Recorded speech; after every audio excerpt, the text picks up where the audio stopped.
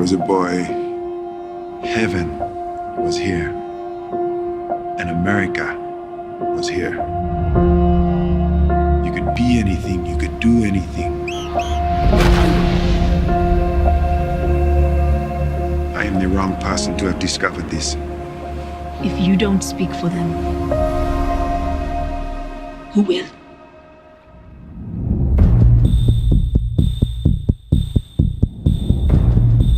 I found a disease that no one has ever seen. Repetitive head trauma chokes the brain. The NFL does not want to talk to you. You turned on the lights and gave their biggest boogeyman a name. You're going to war with a corporation that owns a day of the week. No proof was presented today because there simply isn't any. They have to listen to us. This is bigger than they are. What you think they're doing to you now? That's nothing. You have no idea how bad this could get. I have to keep going.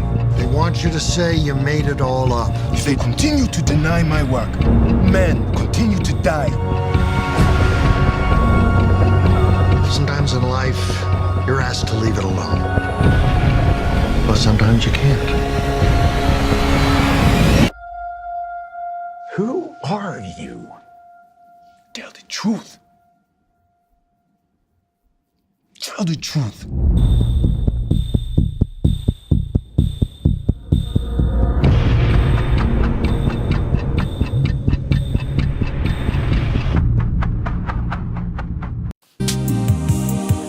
Everyone's successful, whether they are a celebrity, a professional athlete, an entrepreneur, or just a hardworking individual, has overcome some trials and tribulations. Allow your inspiration to come from watching and listening to my interviews from people that want to share their experiences of rising above challenges and discovering the miracle within themselves. I want to help you find strength in your struggle.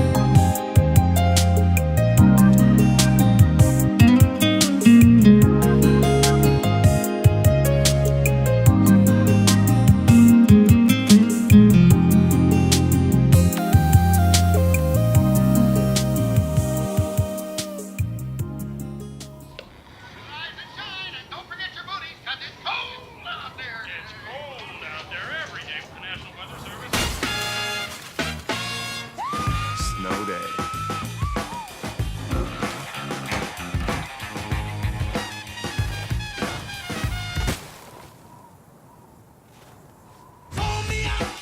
Snow day.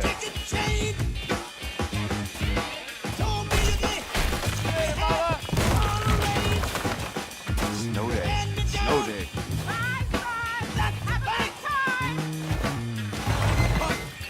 Snow day.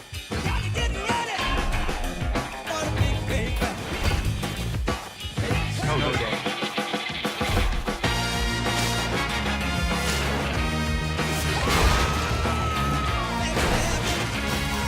Snow day.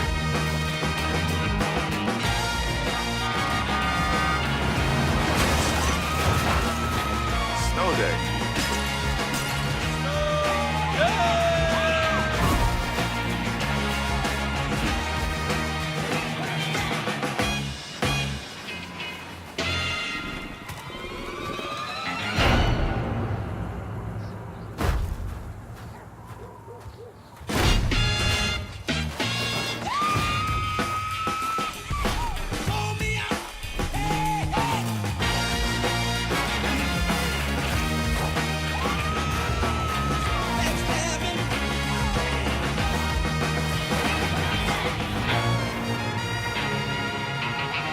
Touch, tackle.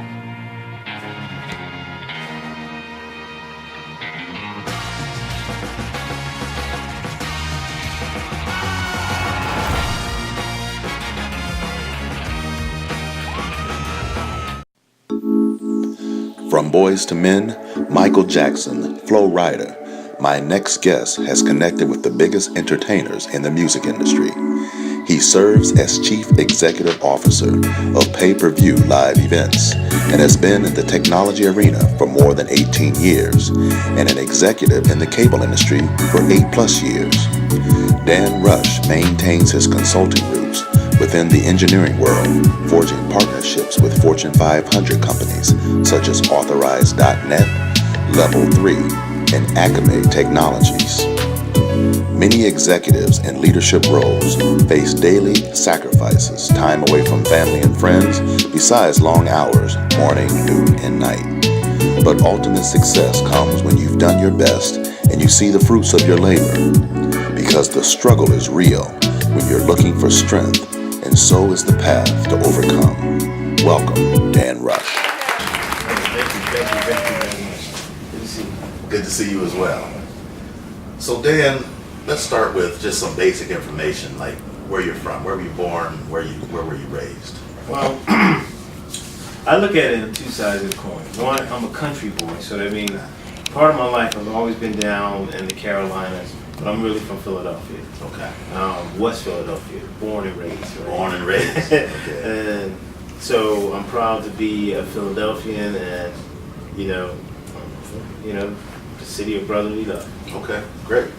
And being raised in West Philadelphia, did you have any particular influences or people that you looked up to that kind of shaped who you eventually became? Yeah, I had a lot of great mentors. It's kind of strange because, my father first was very important in my life, and then outside of that, I had some great mentors. Like for the music side, one of my good friends was a friend named James Solomon, and he was very influential on me for learning music and getting into understanding, just being a decent person, with integrity. And then outside of that, I had some of my old head friends who, thankfully they're still around and they're doing well. But they all kind of kept putting things in my head about, listen, we're here growing up in the neighborhood, but there's so much more outside of that. So, when I became, picking up that kind of notation, I said to myself, you know what? One, if they're saying that, I need to do something different. And I kind of got into a realm of saying, I need to make money and I need to do some things on my own. So I would never get stuck in my own environment. That's what I used to tell myself. Okay. I don't want to get stuck in my own environment. And so yeah, I had tons of great people around me growing up. Okay. But at the end of the day, I always referred back to my father because, he would say to me like, I'll be the last to ever turn my back on you. So do what you have to do to be better than what I became. So I'll never forgot that. That's solid advice. Solid advice. So it sounds like, although you had a great upbringing and you were in a great neighborhood and all that, it was still instilled within you to look above and beyond your current surroundings at that time growing up. Oh yeah, and I mean, honestly, I have some testimony of things I went through. Growing up. I mean, I remember one time when I was a kid. We all would like play around in the water fountains and crazy stuff like that. And I'll never forget one time I was doing something I knew I wasn't supposed to do. I took this water balloon and I tried to throw it at this bus, right? So while the bus was going by, I threw the balloon and I ended up slipping under the bus. And the bus started to roll. And something just enlightened me to roll over. Otherwise, I would have been crushed by this bus. Yeah. And I kind of laugh at that stuff because now, I still can remember that. And with that being said, I remember being a young boy doing that. And then I remember stepping into a realm of saying, I need to make money. What can I do? And I had the skills, and my mom gave me the opportunity to open up my own little barbershop in our basement. Okay. And so I became, I was the #1 barber in Winfield, right? So I was cutting everybody's hair and all of my old heads and everybody, and even some of the some politicians who lived in Winfield came to me, allowed me to cut their hair. So I was doing pretty well at a young age, and rolling that all the way into college, where I kind of paid for some of my own college. Man, what a great experience for a young guy. And so you've been an entrepreneur since you were just a young person, teenager. I can honestly say I've always had that drive, and my mom used to laugh at me about that because, she's like, I don't know where you get this from, but I guess you get it from me and your dad. But I mean, I would honestly say we weren't rich, but we had each other, and my mom and dad made it work. And I'll never forget that one time my dad, I think he only had a couple dollars in his pocket, and I just needed it, and then he was like, I'm gonna give you my last couple dollars just because you asked for it and stuff. So whatever you needed it for, I'm gonna give it to you. And and I never forgot that kind of stuff. Never forgot that. Wow, that's fabulous. Yeah. So you mentioned going to college, and I obviously studied you and read your resume, and I know you went to University of Pittsburgh. Correct. And what did you take at University of Pittsburgh? What was your major, and how did you parlay that into your current career? That was even strange too, because I went to Pittsburgh for computer science and business management. Okay. Right. And when I first started out, I went to Johnstown. So I'm here it is, and this was my first real interaction with a lot of, believe it or not, some racism,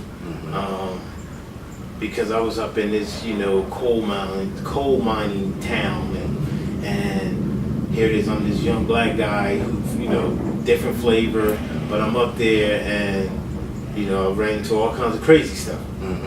But what I tried to do was stay focused, and then the funny thing is, because I had to cut my own hair, some of my white friends up there was like, hey man, can you cut my hair? And I started cutting some of the white guys' hair and making money cutting hair. The young brother from West Philly. Right.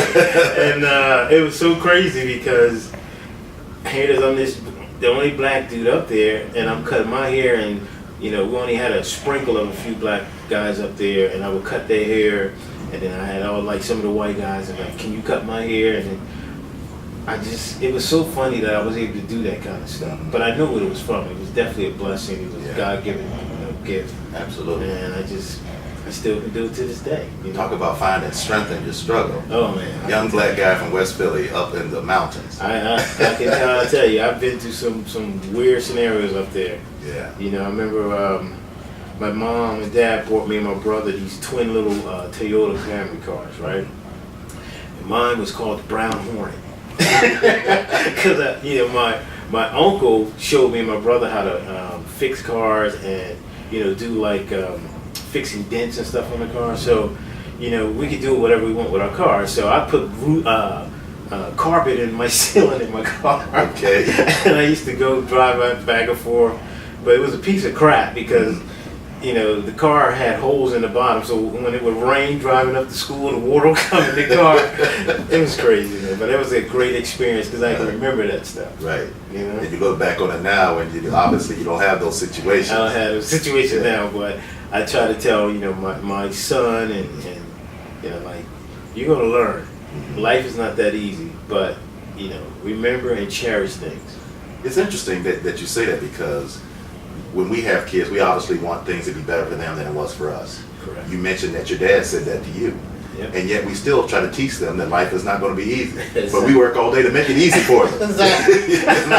So that's kind of ironic that we try to teach a lesson, Okay. and it's hard to teach the lesson when we provide them everything that maybe we didn't have. Exactly. And it's just I saw this outline, and we work so much to do it, and then eventually our job is done, because if we get them to a certain point, the rest is for us to just kind of watch, Right. and live, and then preserve whatever we have. Yeah. As opposed to trying to control them Exactly. and make their decisions, we kind of help them move along like we were hopefully done. Exactly. Man, that's beautiful. Now, clearly you learned a lot at the University of Pittsburgh, but it sounds like you've also learned a lot in the School of Hard Knocks in real life, because you launched your own pay-per-view company, pay-per-view live events. Yes. And what was your vision and the impetus or the catalyst for your launching that company? Well, I kind of looked at the opportunities of what I see with other companies like Live Nation and Yahoo Live and some of these companies, and technology is pushing to a point where everything is now on, multiple devices. Everything we're doing now is through your device, right? And having a technical background, I understood that a lot of people want access to everything. And if they want to see live entertainment or specific entertainment, most of the time they're not going to sit home. They're going to either be on a train, they're going to be somewhere, and just by chance, they're going to want to click and say, hey, maybe I can find out about this concert. Can I see some of it? So having partners who are in the industry, they also were lacking in certain points of how to take content and push it out there. Okay. So I thought of the concept, but nothing, there's nothing new under the sun, but I said, hey, this is a solid platform that I have access to major stars who are putting on major concerts. And some of these even big stars, they don't even have the gateway to live stream their own content. Even though everyone is moving into having independency of their control of their own music and stuff. Right. So I want to be that avenue where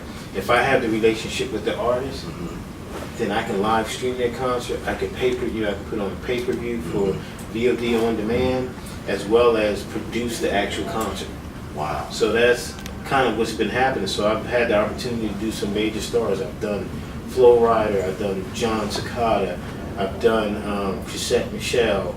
I've also done stuff with Future and some of these other artists like August Alsina, all up and coming new artists, but they are now catching on to live streaming, pay-per-view. So I just put myself in that position to be that company to provide that service. So the artists are actually seeing that they need to expand and enhance their brand by doing things that are not necessarily the traditional way, but utilizing people such as your company to get their name out there and do it differently, where they can tap into the whole audience around the world. As opposed to where it used to be done. Exactly, because as of right now, I mean, they get dates to perform, but what I can do is expand that performance for them and provide them residual income. So yeah, they get paid to do the show, but now they get paid 2 other times, because one, they can get a percentage from the live streaming, and they can also get a percentage from the video on demand or the actual pay-per-view event. So live taped,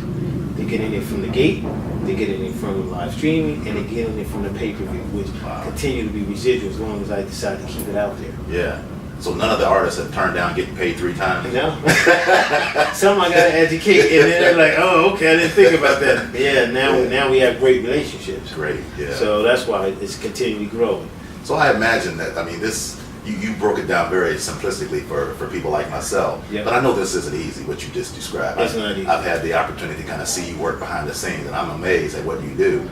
Can you describe some of the obstacles or struggles that you've had to overcome to make this happen? Well, it's a lot. I mean, one, you got to look at the facilities. You got to go through the struggle of contractual agreements, because a lot of those scenarios ties into clearances and sync rights, and a lot of times, management from artists don't even know. So they're more in a sense of like, well, we don't really care about that, or we just want to focus on just getting paid so we can have him do the show and you guys figure that out later. So, in other words, like, there's so many different steps to setting it up. One could be like, I have to find a facility. I got to know what kind of technology is based coming out of that facility so that my staff can go in there and do, logistics on what's needed to make sure if I need to bring in satellites for uplinks and downlinks and things of that nature. And then we have to also have situations where from the artist, will the artist participate in promoting the show, promoting that it's out there for live streaming, or pay-per-view. And sometimes, you know, it's a two-sided coin because one, I'll have to invest into marketing for that. Two, I have to make sure that the artist understands what we're doing, so they accept, you know, the creation, the marketing campaign that we put out there for them to help generate, you know, knowledge towards the show. Okay. And then after that, then I got to deal with production, and then I got to deal with staffing, security, all those different scenarios. Wow, that's a lot. It's a lot, and then still keep a smile on the face. Right. You know? So what are some reachable goals? I mean, you've done so much already, clearly. But knowing you the way I know you, you have other goals. Yes.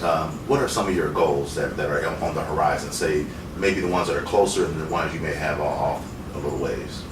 Well, currently I'm focusing on doing some, potentially setting up a broadcast network with a gospel scenario. Okay. I think for faith-based individuals who want different avenues to get knowledge, I'm trying to be able to provide that. Okay. I know I'm speaking with a lot of folks, yourself, a couple bishops in different states who also want a different chain or avenue of providing the message to their people. Okay. And so currently I'm focused on building out the Faithful Gospel Broadcast Network. Okay. And that's in the works.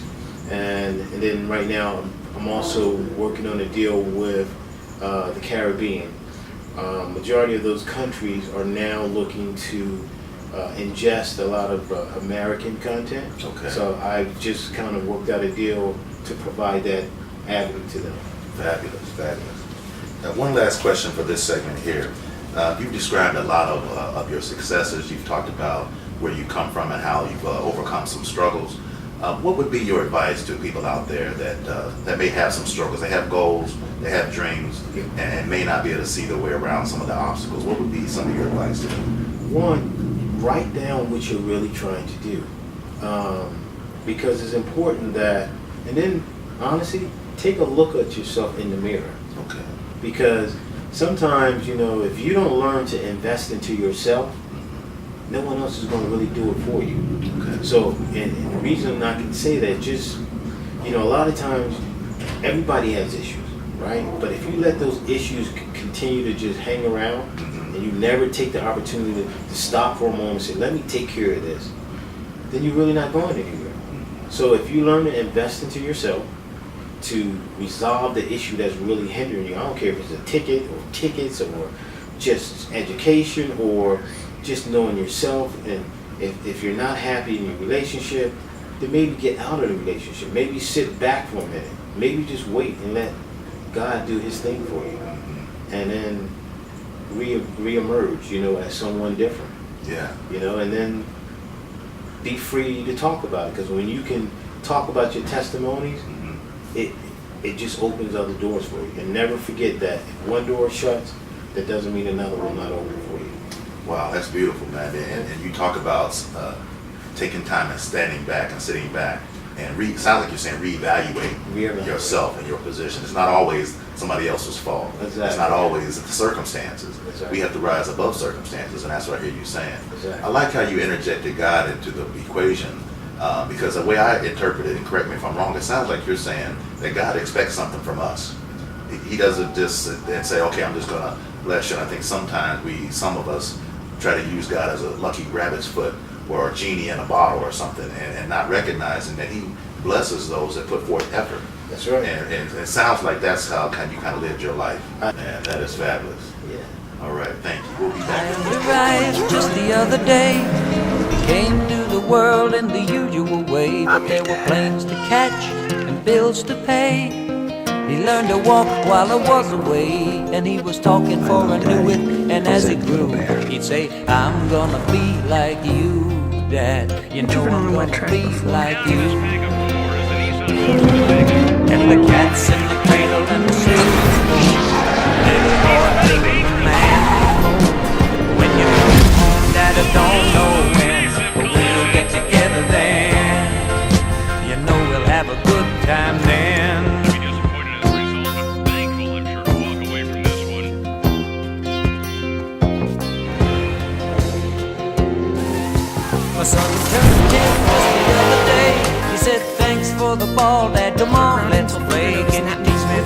I said, not today, I got a lot to do. He said, that's okay. And then he walked away, but a smile never dimmed. Said, I'm gonna be like him.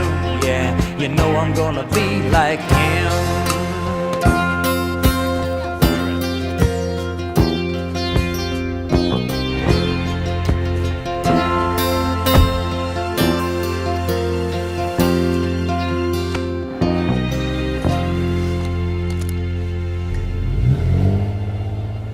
Back for the second part of our segment here, and we ended. Thank you. So glad to have you. We ended with you talking about a higher power and God, and how whether you are a religious person or not, or whether you go to church or not, it's important to have an understanding that we're not just here by accident. That we all have a purpose.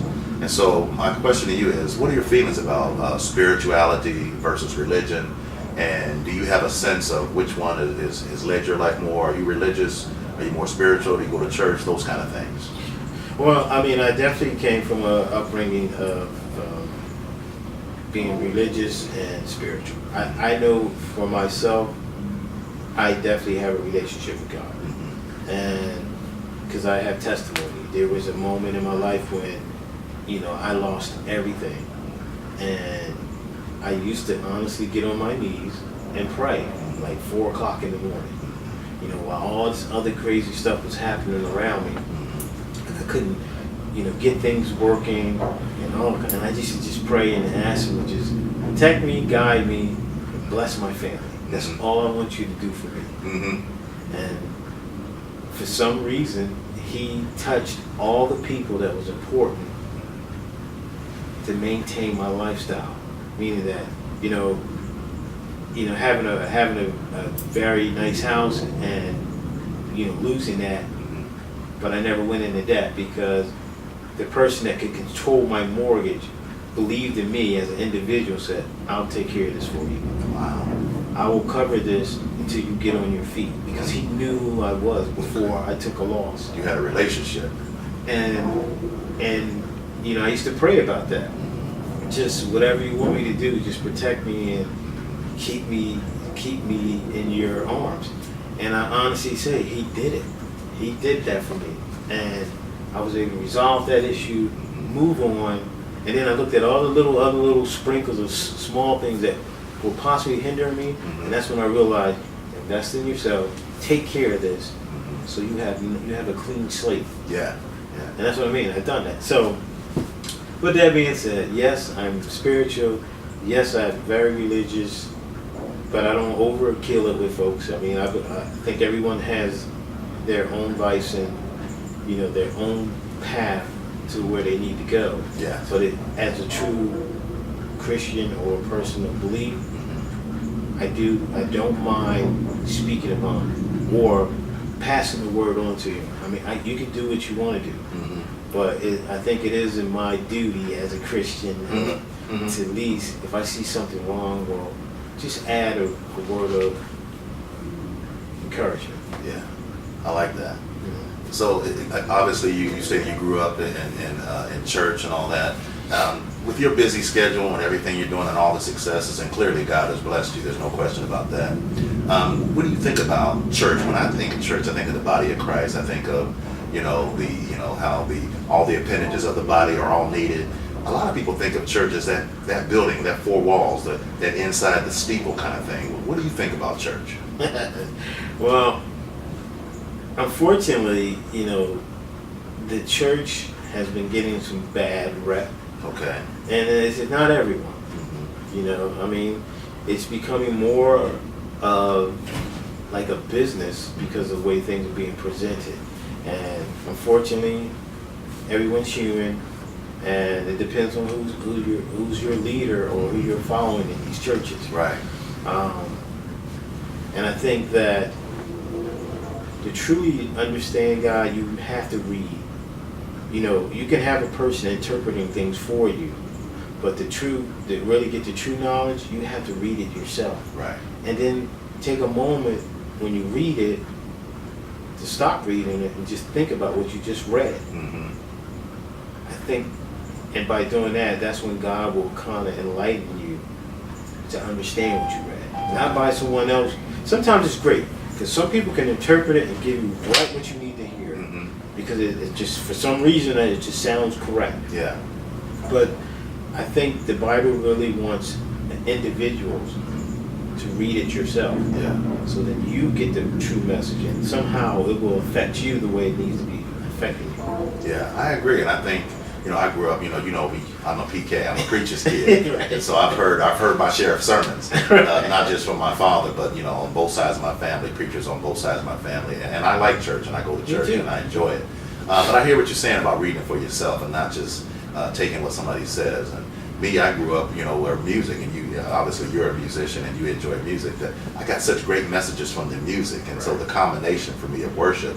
But the concern I have for churches nowadays, other than the mega churches that we hear about or read about on TV or whatever, a lot of young people, man, seem to be leaving churches and saying, you know what, I'm not really feeling the message, or I'm not connected, or I'm not given an opportunity to grow and to progress and take leadership roles in the church. What do you think about that, and how young people and where they are today, your experience? Yeah, unfortunately, it's the sign of the times, and it's the struggle, because on the other hand, you have mass media who's producing images and pushing out certain things that is basically slightly corrupting the young youth. And then from a pastor perspective of teaching them and trying to make them relate to the word, it's really going to be hard. This is the struggle that I think has been mentioned a long time ago. Okay. That was going to come. Right.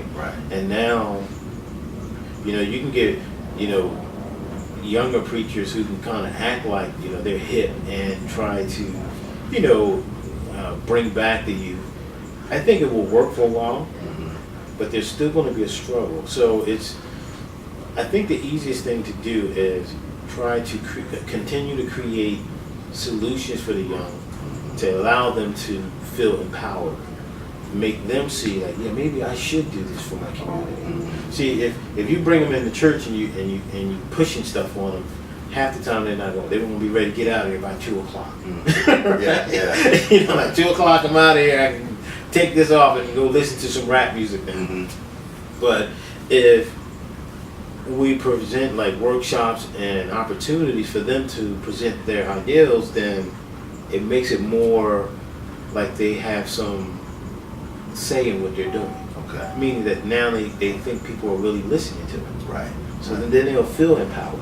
Yeah, I agree. I think when we give them an opportunity to invest in themselves, like you've been saying, Exactly. and then provide an opportunity in the faith community to continue that investment in themselves, then they can invest in the church. Because they have younger brothers and sisters, and they probably, not every day they wake up and think about rap and craziness. They probably wake up and say, hey, I love my brother, I love my sister.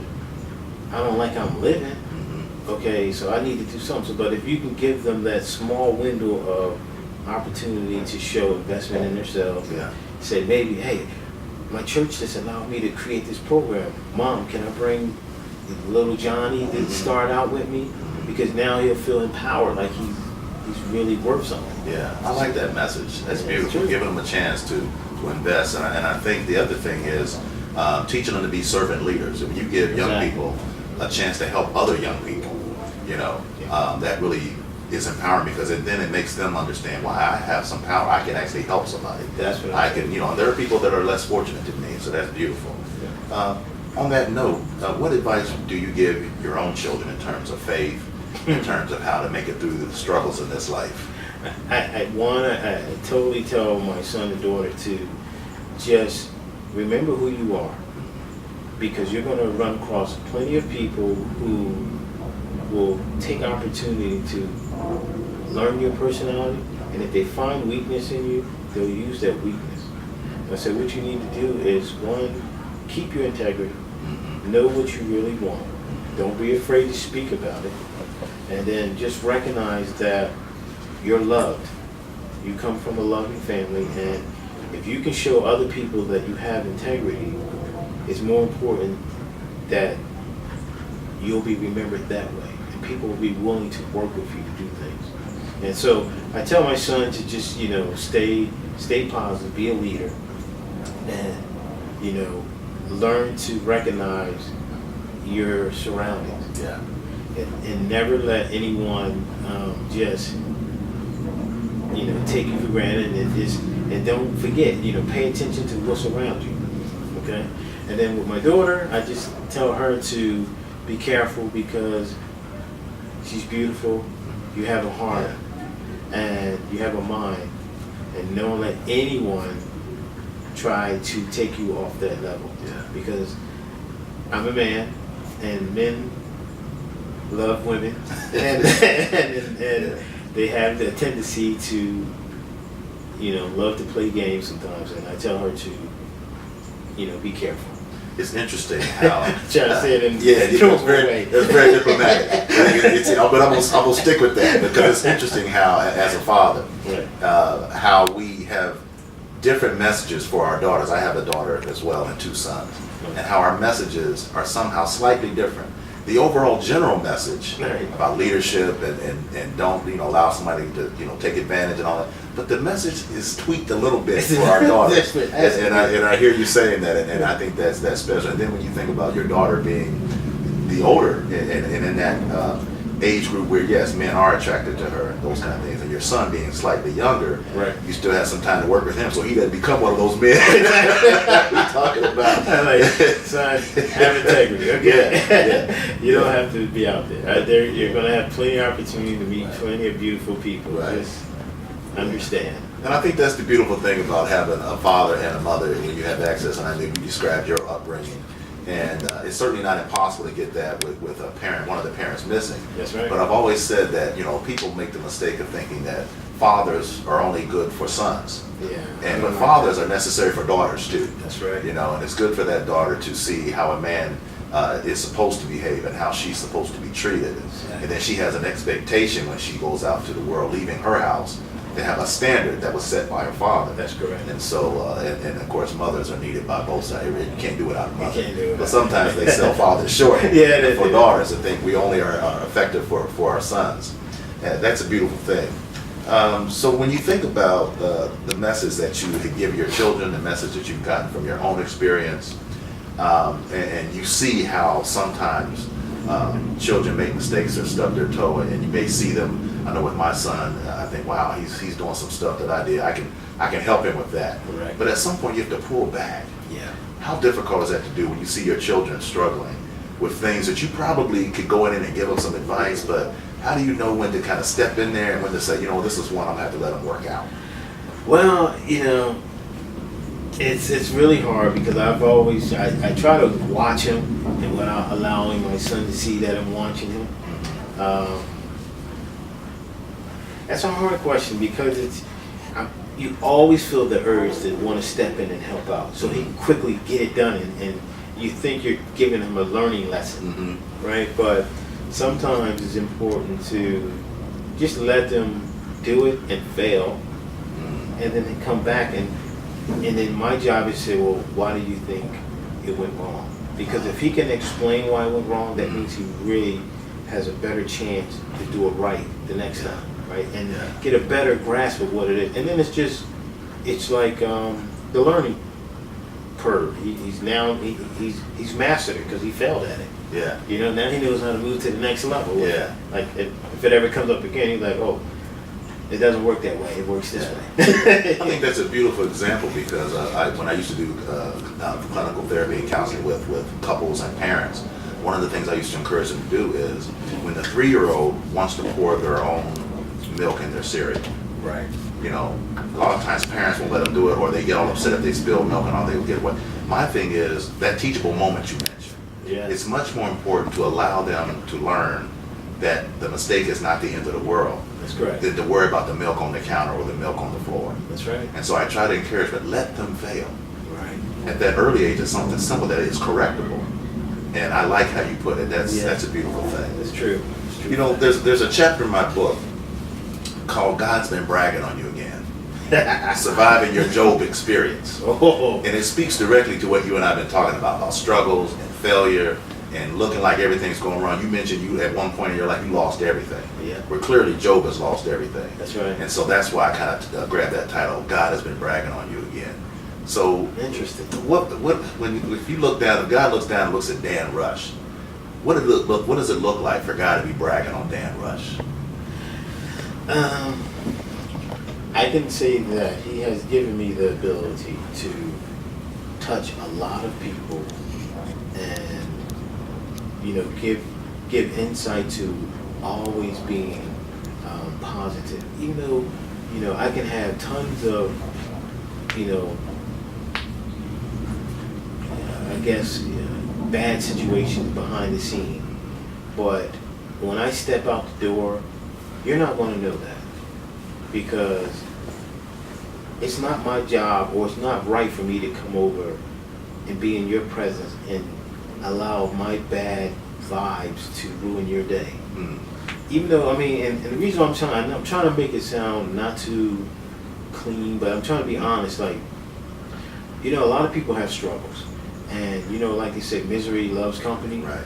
I try not to be like that. Even if I'm miserable for a second, I'm not gonna come around you and be making you feel miserable. I'm gonna be like, hey, this is what's happening, but by the way, this is what I came here to really do with you. Let's make that happen first. And then after I do it, then if I decide to continue to talk about the, you know, small situation, but because I just did something positive with you, you may quickly say, well, Dan, you know, I'm glad we just finished that, but you just said something to me. Hey, I went through that, but by the way, maybe you can try this.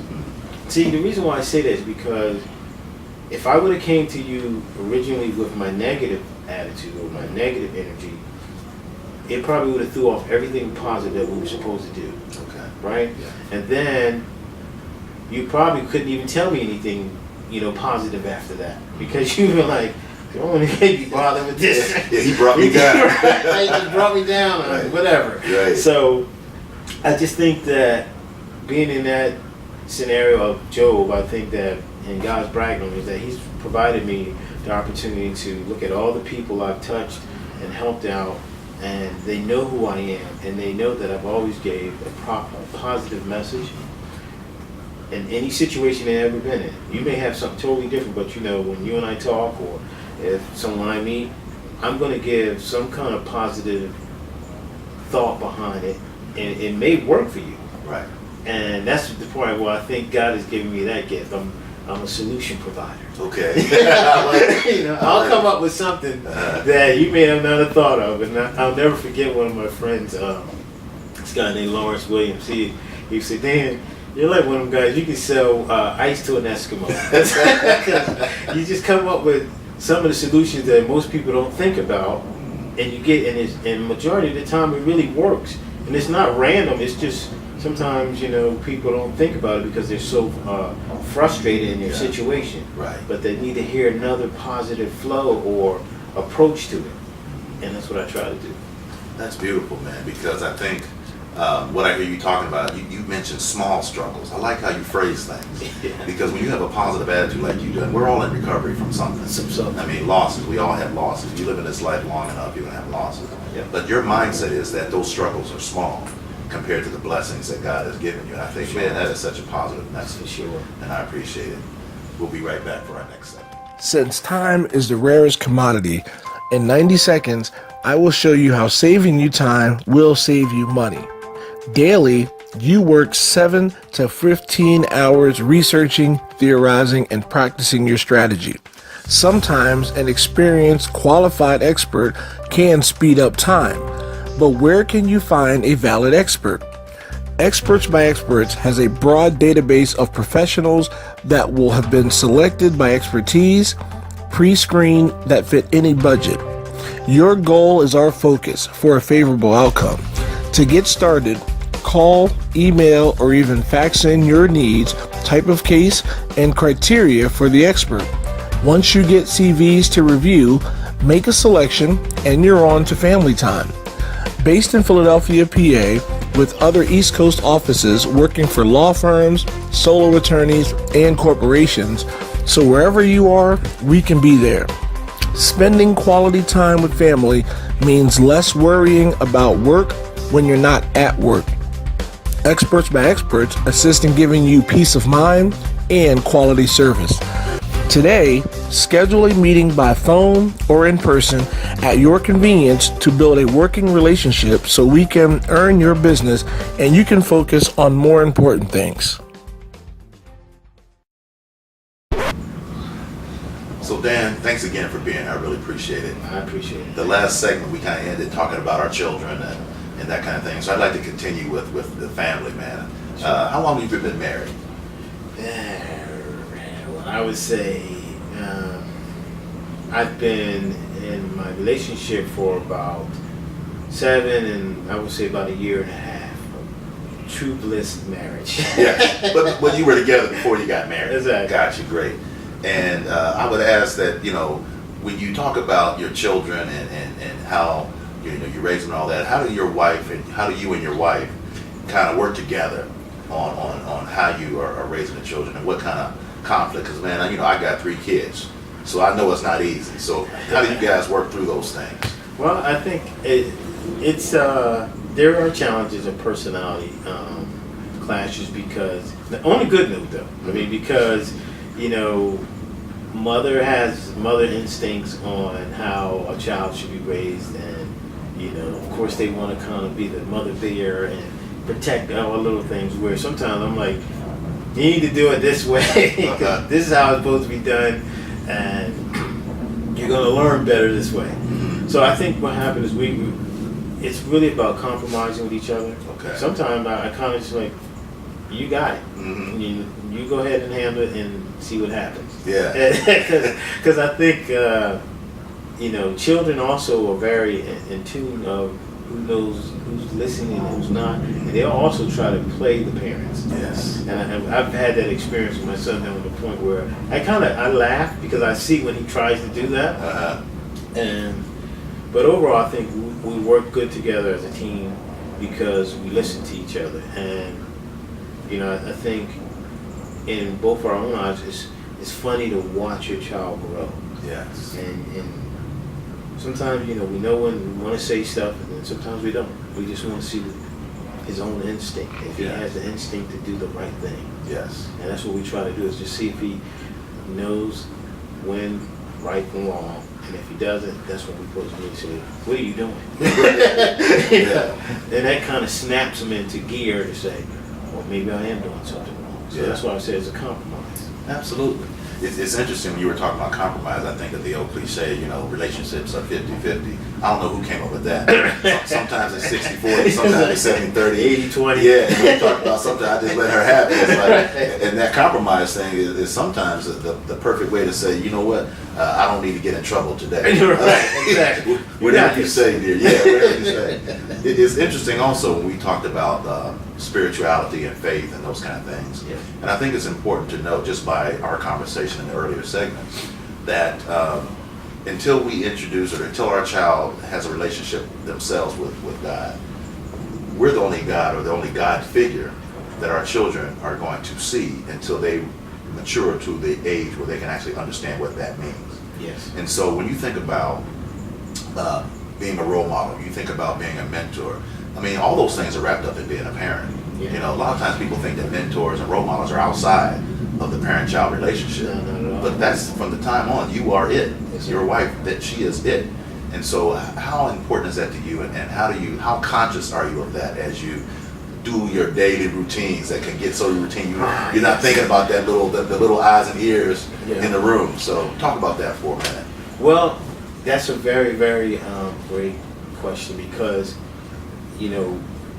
for my son, I used to tell him, I said, you're a little angel. Like, he has these little indents on his shoulders. Mm-hmm. And that's because that means he's going to have broad shoulders, right? So I said, that's where your wings fell off at.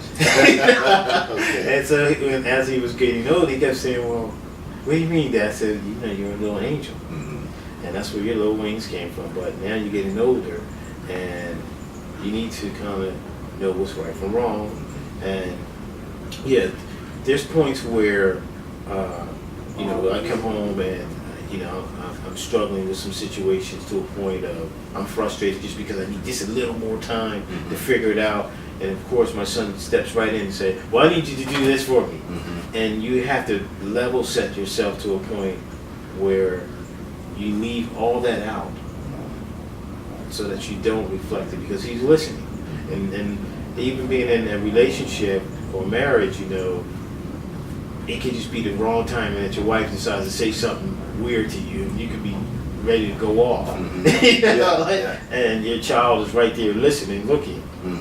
So I try to be very conscious of that, not to allow it to go to a level where he needs to really listen to that, because he's still a child. Right. You don't need to hear a true adult conversation.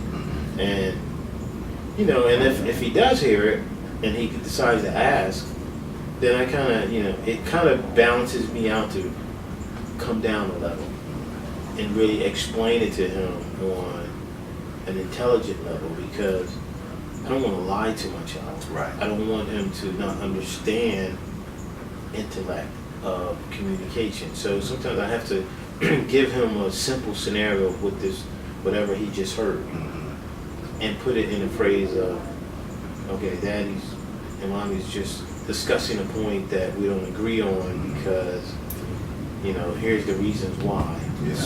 But I try to simplify, Gotcha. you know, not over the top, because, you know, I don't even want him to get that deep in the thought. Right. We're just walking away or, right. Yeah. It's just simple thing, but I think life is, this is the thing, this is the one problem that as humans we have. We don't have enough time, because life is in the way of what we really should be doing. We're chasing life to be successful in whatever we're doing, right?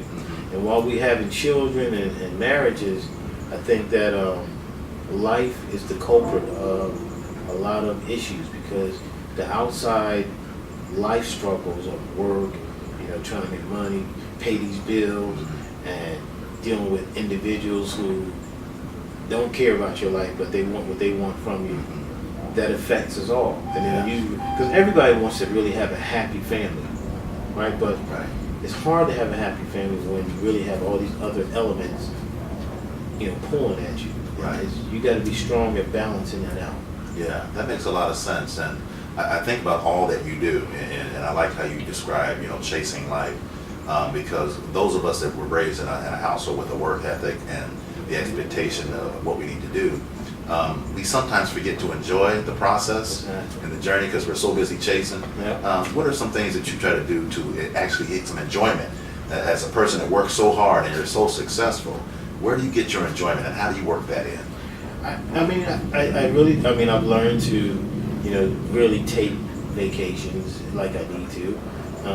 I learned to delegate some other scenarios out to people that work for me.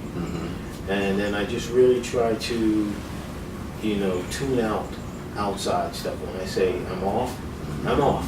Okay. And then I always tell myself to look forward to being happy with my family. Regardless of, even when I leave work, on my way home, I'm just telling myself I want to be happy. When I get home, I want to do this. I want to sit back and eat. I just want to relax. And that's what you try to feed yourself comfort. Right. I think that's beautiful, because whether you're driving home like you do, or whether you're taking a train, or whether you're on an airplane, you know, you're preparing yourself to arrive, and your family deserves all of you. Exactly. And so whatever happened from the meeting, or whatever happened in that city, or whatever you were promoting, by the time you touch down in Philly, you know, you're trying to wipe that thing clean. I'm trying to wipe it clean and just be happy with them. Yeah. So do you have a nonprofit or a charity or foundation or something that you do outside of all your businesses? No, but I work with a lot of nonprofits, and I mean, we're open to doing a lot of different things that are coming in the pipeline. Okay. So I'm not, you know, leaving that out. So my focus is to just continue to grow the business, expand it with new partnerships, joint ventures, and definitely stay on top of all the technology that's coming out, because we are the future. Yeah. And I know what the future's coming, because I see it. Well, that's a beautiful thing. See, successful people do not just plan for now. They plan for what they see coming. But you do your research. You look ahead. You're not guessing. I'm not guessing. You know exactly what you're doing, and I think that's a beautiful thing. The faith community that you're talking about and working with. So anytime you're working with the faith community, you're also working with nonprofits and those kind of things. So that's great. So what is maybe one thing we haven't talked about today that you would want the audience to know about Dan Rush? Something that we haven't discussed, but you think is important for the audience to know?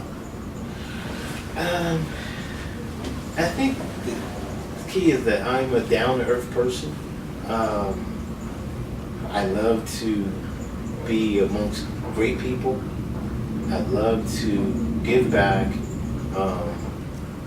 And overall, you know, I'm a romantic person. Okay. And I just believe in trying to do the right thing. Because at the end of the day, you have to leave some kind of legacy. And that's all I'm trying to do, leave a legacy for my kids. Even though I'm afraid for them, because their future may not be what we're living right now. Right. But at the same time, I want them to be prepared. And any other children too, because, you know, everybody loves children and we're all trying to live and be happy, right? So Absolutely. at the end of the day, I just hope we all can become educated enough to figure it out and leave something behind that's worth it. I think that's beautiful. I mean, as you know, the theme of the show is find strength in your struggle. And you've described in 3 different segments how that's possible. If you would, I'd like you to kind of end this segment with how you found strength in the struggle and how you've determined, as maybe I have, and you and I talk all the time, that there's no strength without struggle. That's correct. And so people who are looking for an easy and smooth road and all that, it doesn't sound like that's what you had. You know, and so if you would just kind of end with maybe a little 30 seconds I think we have left to talk about how you found strength in your struggle. Have you found strength in your struggle today? Yes, I have. The true fact, again, I said that when you really understand that if you invest into yourself, you will get so much further than you just sitting and waiting and guessing on stuff. Because you can apply for a job, but if you really try to create another way to make money until you get that job, again, that shows you're invested in yourself, not to sit back. Okay. And then the next thing would be is to just understand that even with a struggle, that it's not an ending point. It just means you need to possibly go a different direction. You may have to really educate yourself. Again, investing into yourself. Yeah. Right? Because you don't know everything. I don't know everything. So I have to read about stuff just to educate myself to take me to that next door. Okay. And then I think, you know, after going through the struggle, you'll learn to walk a little lighter and with more confidence. Okay. And so for me, I went through my struggles of, you know, trusting people, not knowing enough, not taking care of things that were, you know, hindering me to move forward. And when I finally realized to put all that together, consolidate it, so I can see what was really hurting me. Once I got on that path of understanding that, it allowed me to make those check-offs. Oh, I took care of that. Oh, that's done now. I don't have to worry about that. That's taken care of too. Cool. And then, while doing that, you've made relationships. And those are key relationships, because everything that you reinvest into yourself, you are meeting people. You are making relationships. Yes. And those people may become feathers in your hat for a later date. That's a beautiful thing. It reminds me, it's like the old man just said, and I don't know what the old man's name was, but he said, it's not who you know, it's who knows you. Exactly. Man, thank you so much for being with me today. I appreciate it. We'll do it again soon. Yes. And once again, my apologies to Denzel Washington. We will definitely get you back on next week. We just ran out of time, so thank you so much.